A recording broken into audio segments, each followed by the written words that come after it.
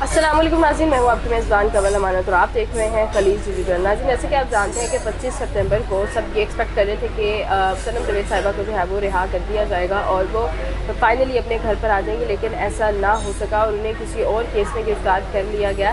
पहले तो इस केस की तस्दीक ना हो सकी थी। आज हमारे फ्रेम में मौजूद हैं राना हसाम, जो कि कोर्ट्स की जो है वो कोर्ट्स को कवर भी करते नज़र आते हैं और सनम जवेद के केस में जो है ये शाना बिशाना उनके साथ खड़े नज़र भी आए एज सच, और पूरी कवरेज उन्होंने करके दिखाई है। डे 1 से अटैच है। आज इनसे जानते हैं कि उन्हें मज़ीद किस केस में गिरफ्तार किया गया और क्या जो है वो बुनियाद बनाकर उन्हें दोबारा गिरफ्तार किया गया, क्या सिचुएशन है, क्योंकि ये उस वक्त वहाँ पर मौजूद थे और इस वक्त क्या हालात वाक़यात है। तमाम तो चीज़ें इनसे जानते हैं, मेरे साथ रहिएगा। अस्सलाम वालेकुम। जी वालेकुम सलाम। कैसे हैं आप? अल्हम्दुलिल्लाह, आप कैसी हैं? मैं ठीक हूँ, बहुत शुक्रिया आपके कीमती वक्त का थैंक यू। हसाम।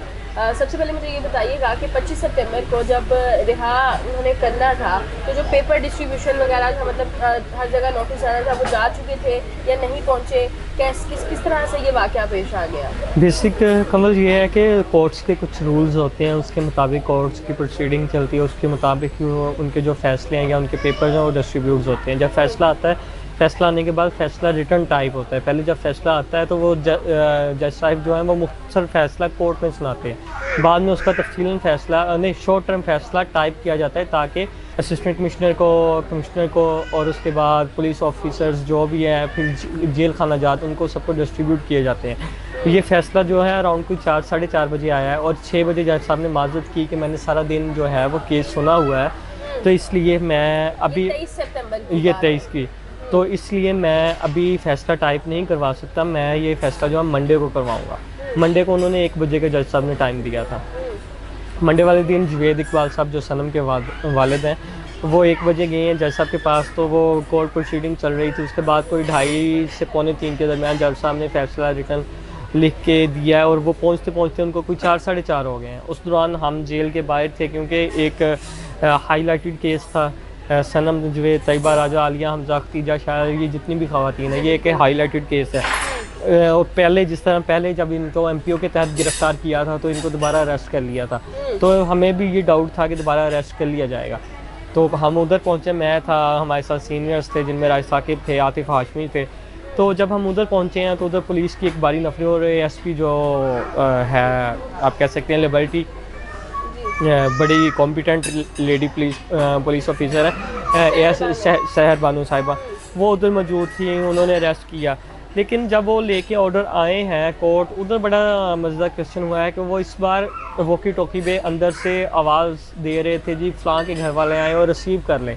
लोग रिसीव नहीं थे कर रहे, वो कह रहे थे हमें पता है आप इन्हें दोबारा अरेस्ट करेंगे। अच्छा। देखते देखते रात के 9 साढ़े 9 हो गए। अच्छा।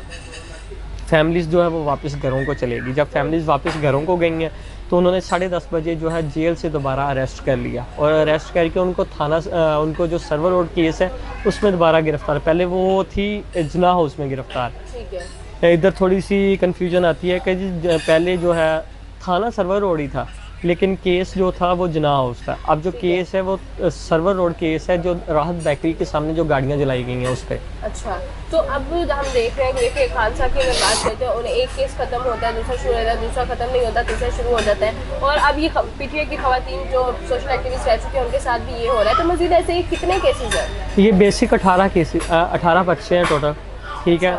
अगर हर पर्चे में भी 2-2 माह रखें तो मेरे ख्याल से 16 माह तो बंद ही जाते हैं, जिनमें से 6 माह तो गुजर गए हैं, मेरे ख्याल से 10 माह रहते हैं।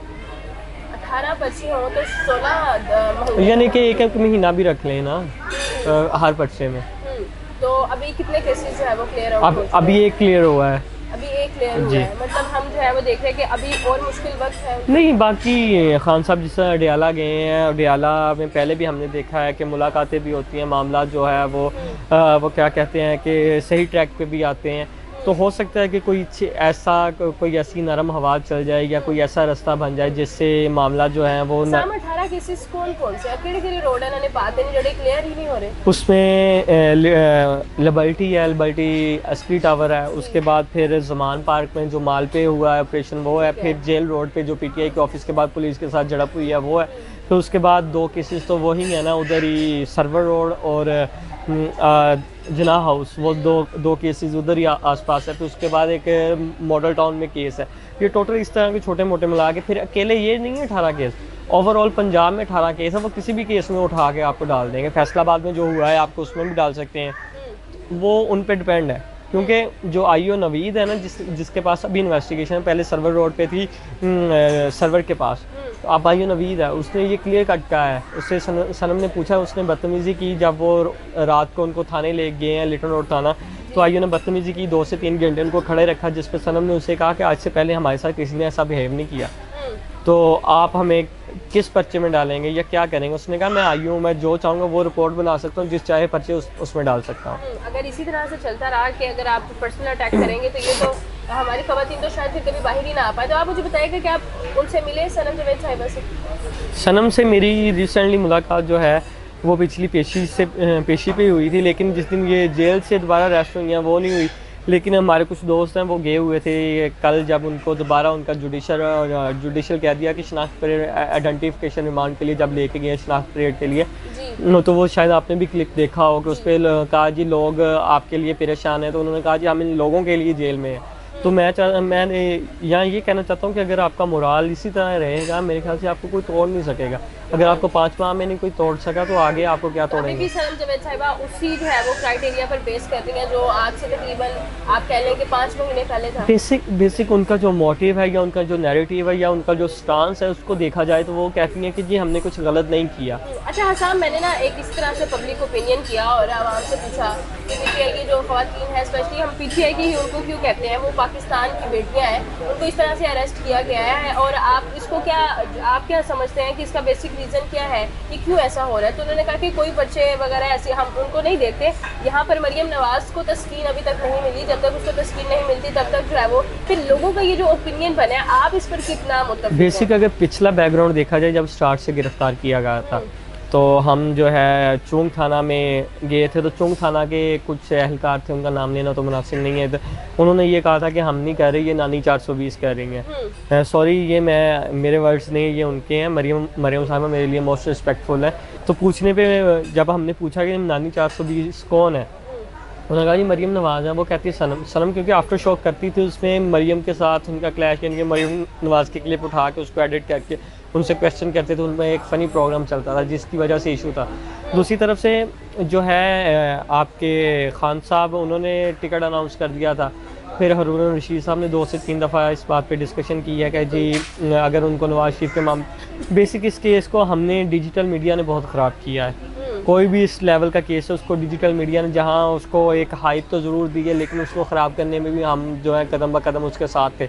कभी हम तस्वीरें लेके उनका क्या नाम है रोडों पे निकल जाते, हाँ, टिकट मिलना या ना मिलना वो बात की बात है। अभी फ़िलहाल उनके बच्चे हैं, उनके माँ बाप हैं, उनको घर आना चाहिए। हम जितना उनको प्रमोट, यानी कि उनकी जितनी कंपेनिंग करेंगे, इलेक्शन आएगा वो कंपेन करेंगी, जो भी इलेक्शन वो रिजल्ट है सबके सामने है। लेकिन हम 1 से 2 स्टेप आगे जब चलेंगे ना, तो वो जिनको मसला हो रहा है उनको ज़्यादा मसला होगा, जब ज़्यादा मसला होगा तो वो उनको मसला होगा। बिल्कुल ऐसे ही है। तो इसलिए हमें भी थोड़ा सा उनको सपोर्ट करना चाहिए, उनकी रिपोर्ट देनी चाहिए, उनका कवरेज करनी चाहिए, लेकिन हमें उस लेवल पे नहीं जाना चाहिए कि उनके लिए या उनकी फैमिली की मिसाल पर दे। उनके जो खावंद है उनका क्या इस वक्त कहाँ पर है वो, और क्या वो भी अभी तक जो है वो कैदोबंद को ही फेस कर रहे हैं? कमल, मैं उस केस पे ज़्यादा बात नहीं करना चाहता क्योंकि उस केस के कुछ रीज़न्स हैं, उनको मद्देनज़र रखते हुए अभी मैं बात नहीं करना चाहता। लेकिन हाँ, यहाँ ये ज़रूर कहूँगा कि आपने हस्बैंड भी उठाया हुआ है, बीवी भी उठाई हुई है, पीछे 3 बच्चे हैं, उनको भी उठा लें। मैं तो एट दी एंड यही कहूँगा। तो वो दरबदर कभी नानों के पास, कभी बच्चे का एक्सीडेंट हुआ, हाँ, कभी नानों के पास, कभी दादों के पास, वो भी एजेड हैं, लेकिन उनके तो बच्चे, उन्होंने तो संभालना। बाप से इतने अरसा तक बच्चों को जुदा रखना, इट इज़ नॉट। मुझे सनम के बेटे के एक वर्ड्स इधर याद आ गए हैं कि सनम के जब हस्बैंड को गिरफ़्तार किया था ना, तो वो अपने नाना को ये कहता है कि नाना वो क्या मुझे भी गिरफ़्तार करेंगे? उन्होंने कहा जी बेटा आपको क्यों करेंगे? वो कहता जी मैं उस दिन अपने बाबा के साथ गाड़ी में था, बाबा तो बाहर नहीं थे निकले, बाबा तो गाड़ी में लेक्चर ले रहे थे, उनको गिरफ़्तार कर लिया, फिर तो मुझे भी गिरफ़्तार करेंगे। जब आप हमारे बच्चों के जहनों में ये बातें आएंगी या हमारे बच्चों का यही होगा, तो फिर हमारे बच्चों का हाल, सॉरी अगर आपको या मेरे सुनने वाले व्यूअर्स को अगर बुरा लगे, तो आबाद फ़रूक के बच्चों वाला होगा। आप ज़हनी मरीज़ बन जाएंगे, बच्चे उस ट्रॉमा से नहीं निकल पाएंगे। तो ये तल्ख़ हकीकत है कि हमने कौम के स्नेह तक पहुंचा दिया है, हमने लोगों की माओ बहनों बेटियों को नहीं छोड़ा। घर कोई भी हो, घर कोर कमांडर का हो, घर इमरान खान का हो, परवेज़ लाई का हो, बेशक किसी की झुग्गी हो, घर किसी का भी घर है उसका तकद्दुस उतना ही अहम है जितना कोर कमांडर हाउस का, जितना इमरान खान के घर का, या जितना परवेज़ लाई के घर का। ऐसे ही है। तो आप इसका क्या पॉजिटिव कॉन्सिक्वेंस देखते हैं? ज़ातियात पर्सनलाइज होके नहीं करना चाहिए। अगर मरीम नवाज़ कर रही है ये सारा कुछ, तो मरीम नवाज़ को चाहिए कि बड़े दिल का मुजाहरा करें, इलेक्शन लड़ें, उसका मुकाबला करें। अगर मरीम नवाज़ नहीं कर रही तो लोग गलत रूमर फैला रहे हैं, उनके लिए ये है कि भाई गलत रूमर किसी से मत जोड़ें, इलेक्शन होंगे तो तब देखा जाएगा। ठीक है, ज़बरदस्त हो गया। आखिर में आप आवाम से कुछ रिक्वेस्ट करना चाहें या अपील करना आवाम से चाहें? ये रिक्वेस्ट है कि उम्मीद है कि इलेक्शन होंगे, केयर टेकर सेटअप आएगा, अपने वोट का हक है, जमहूरी हक है, जो आपका राइट वो इस्तेमाल करें। आपके अपने वोट से उस बंदे को लाएं जिसको आप समझते हैं पाकिस्तान के लिए अहल है, ना कि उनको लाएं कि जो आप पे हुकूमत करते हैं और बाहर चले जाते हैं, आपको अपना गुलाम समझते हैं। जैसा कि मैं स्टेट फॉर कहूँगा, शहबाज शरीफ साहब ने क्या किया, 16 माह इधर याशी की है, जिस दिन गवर्नमेंट खत्म हुई उसी दिन रात को उनकी बीवी भी बीमार हो गई, वो भी लंदन चले गए, सारा कुछ हो गया। मियाँ साहब पिछले 4 साल से दवाई लेने गए हैं, उनकी दवाई नहीं अभी पूरी हो। बन ही नहीं रही ना। हाँ, तो ये वोट जिसको मर्जी दें, हम किसी एक को नहीं कहते, हम कहते हैं वोट अपना हक अदा करें, आपका जमहूरी हक है, लेकिन निकले ज़रूर, तब निकलें, वोट पे निकलें। अगर आपको भी निकले रोके तो फिर डंडे के जोर पे निकले। बिल्कुल ऐसे सोल्यूशन तो अब सिर्फ इलेक्शन से। बहुत शुक्रिया Thank you. आपके कीमती वक्त था। हमारे साथ मौजूद थे एहसान राना, जिन्होंने जो है वो सनम जावेद के केस के बारे में जो है वो सारी अपडेट्स हमारे साथ शेयर की। और इन ख़वातीन के बारे में आप क्या मतलब कहना चाहेंगे, क्या आप ख्याल रखते हैं, क्या नहीं रखते हैं कि इस वक्त जो उनके साथ कानून कर रहा है, या फिर जो अपोजिशन के लोग हैं जो ये चाहते हैं ये वो करवा रहे हैं, आप किस पर कहते हैं? कमेंट सेक्शन में जरूर बताएगा। इसी के साथ अपनी मेज़बान के बीच इजाज़त, अल्लाह ने। Thank you.